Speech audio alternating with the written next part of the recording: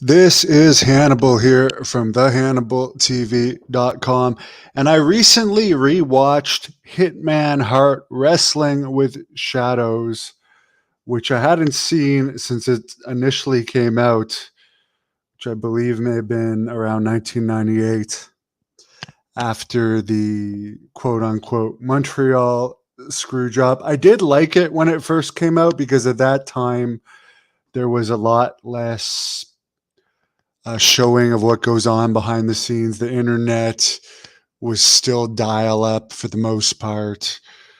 Shoot interviews you had to actually order on DVD. And you didn't get much behind the scenes. So back when it came out, it was about as good of a look into the behind the scenes as you could get, other than Beyond the Mat. I think this was one of the first movies that really showed behind the scenes. So again, I did like it better when it first came out. I was at that Montreal Screwjob event in '97, as well as the Raw after that. By the way, it's a weird documentary because we're supposed to feel sorry for Bret Hart, who at the time is one of the highest paid people in WWE, and he has an offer for $9 million to go to WCW.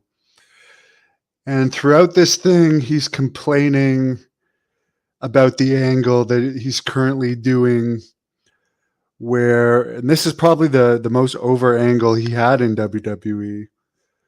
It was getting a buzz around this time where it was the Hart Foundation representing Canada against the US, which was like Shawn Michaels, the Patriots, Steve Austin, the Legion of Doom. And around that time, they were doing TV tapings in Canada and the US fairly regularly. So the Hart Foundation was heels in the US, faces in Canada. And the crowd heat was amazing. And you can tell when they're interviewing the crowds outside the shows at this time, there was actual heat. The crowd, the US people hated Canada and the Canadians hated the US. So I thought that was cool because you don't really see many angles with that much heat these days, but you could tell the fans were really passionate about it back then. So he's complaining he doesn't like being portrayed as a heel. Keep in mind, wrestling, you're acting. You're being paid to be an athletic actor, so you got to do what you're told. And keep in mind also that in WCW, he ended up being a heel. As much as he complained about it in WWE, at least when he was a heel in WWE, the angle was over. When he was a heel in WCW, no one remembers it because he wasn't over as a heel in WCW, and he wasn't over as a face in WCW, really, for that matter, other than on a few occasions anyways. But basically, it goes into the story that he initially turns down the offer of WCW for a $9 million 3-year contract to stay with WWE for a 20-year contract, also in the millions, but it's more spread out for what the WWE could afford. He's then not. It seems like he regrets not taking the $9 million after he kind of accepts the WWE, because then he's complaining. He's actually going on talk shows complaining about WWE, the company he works for. How many companies,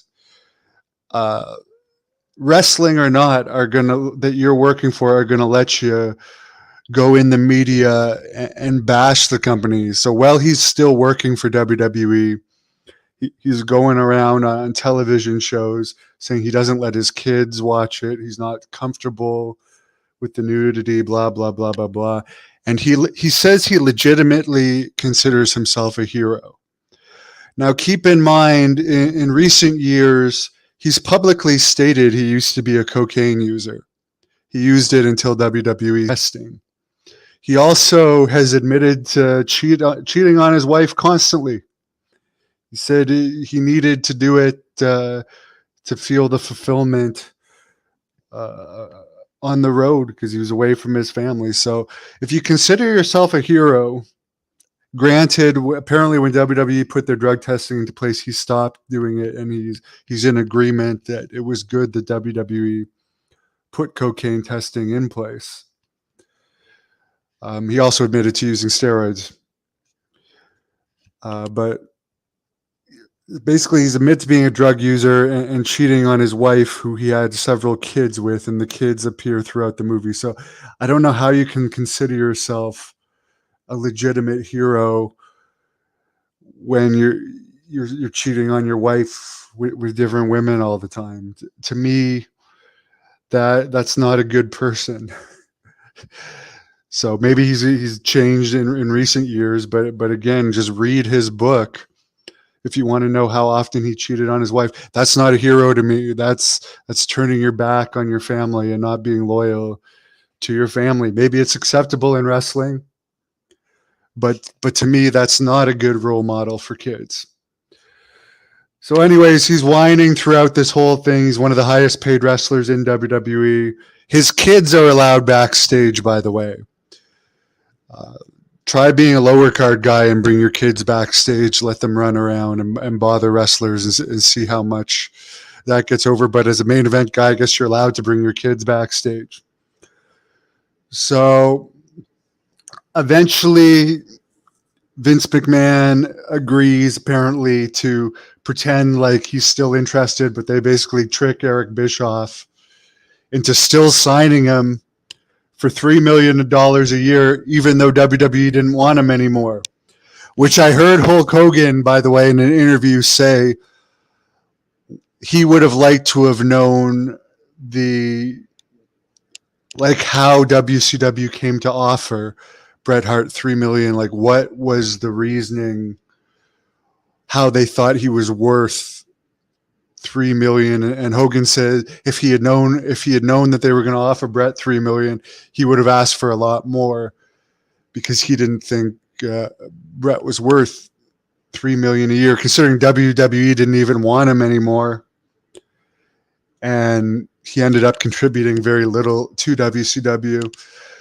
They show the Montreal Screwjob thing, which again, they use a lot of WWE footage in this. Tons of WWE footage, including some WWE footage after the Screwjob of when they brought the midget in, and Vince McMahon's speech with the black eye. And to me, I'm more leaning towards, I don't know how many people are in on it, but I believe the Montreal Screwjob was a work. I've heard Kevin Nash say the same thing. He was good friends with Shawn Michaels. I don't think a lot of people were in on it, but this movie just uses far too much WWE footage. And there's also footage of Bret Hart secretly recording Vince McMahon, which is illegal. So I just can't see how it would not be a work for the amount WWE cooperated in this documentary. And considering Bret Hart came back and worked for WWE tons, was in main event at WrestleMania with Vince McMahon, was the commissioner. I believe he won the U.S. title at one point. He's been on fairly good terms with WWE after bashing guys like the British Bulldog for going back to work for WWE. Remember when British Bulldog, who WCW used extremely poorly, and British Bulldog allegedly paid $150,000 to get himself out of his WWE contract, went to WCW. WCW wasted him. He got hurt in WCW.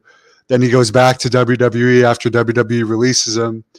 And Bret Hart publicly disparaged the British Bulldog for going back to WWE. Then he went back himself, made millions with WWE. So the grudge was not held forever. That's for sure.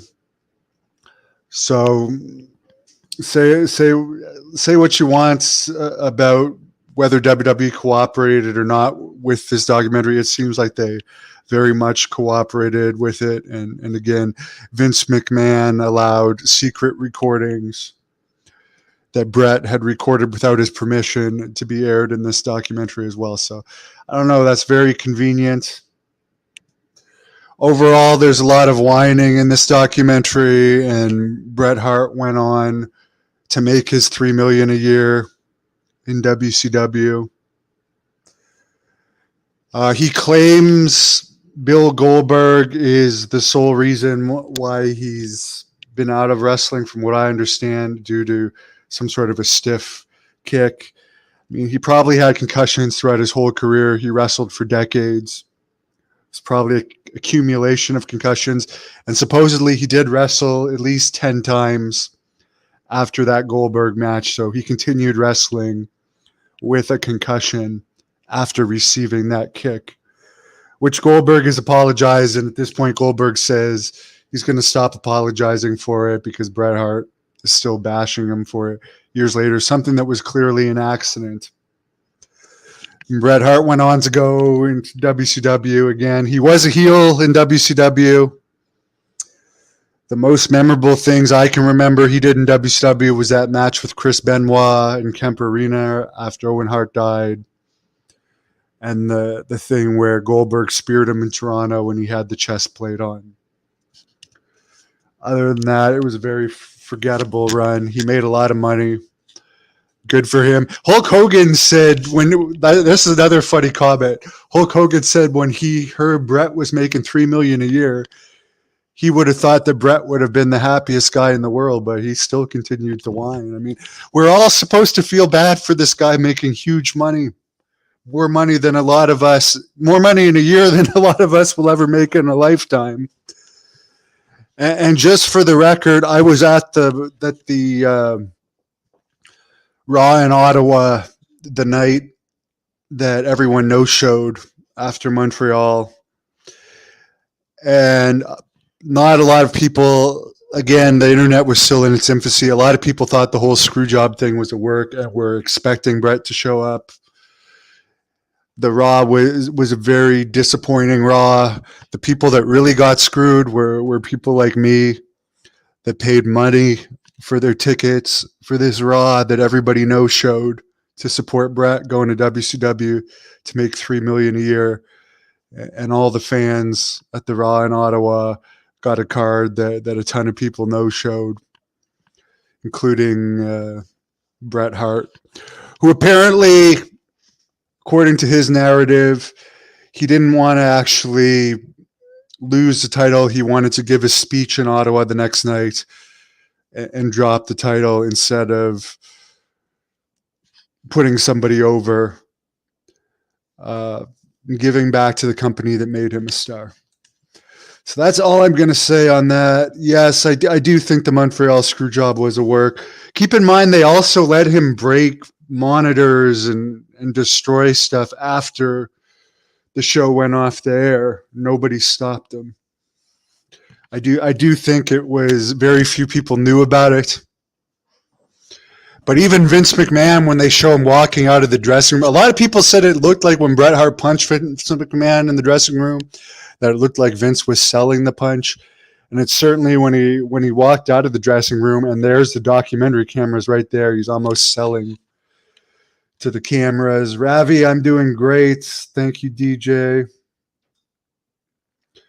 Yes, Vince showed Bret spelling out WCW on camera. I don't know. There's a lot of too much coincidence stuff happen. And yeah, card subject to change for all of us in Ottawa that got screwed the next night, didn't get our hard-earned money's worth. And no, I don't feel bad for Bret. And I will also say this, WCW dropped the ball huge by not doing a big Canadian tour once they had Bret Hart on the roster. They hardly ever went to Canada. And when they did, they never went to Calgary or Edmonton. They went to Montreal once in a show that Jacques Rougeau arranged that I was there for. They randomly did a house show in Winnipeg once. But most of their shows that they did were in Toronto. Then when they got less popular, they went to Kitchener, which is a town around Toronto, but they have a smaller minor hockey arena. But yeah, WCW, had they gone on a Canadian tour and started doing events in Canada regularly, once they got Bret, they would have got more of their money's worth. But they completely wasted Brett. He was never really over in WCW. He seemed to bounce back and forth from being a babyface and a heel. And it was really weird when they made him a heel after that whole screw job thing. They had him join the NWO. Very bizarre booking. But again, as much as he complained about being a bad guy in WWE, he ended up being a bad guy in WCW. Thank you for watching the Hannibal TV. Please like this video if you enjoyed it, and click the subscribe button to not miss any of our latest shoot interviews, match videos, or news.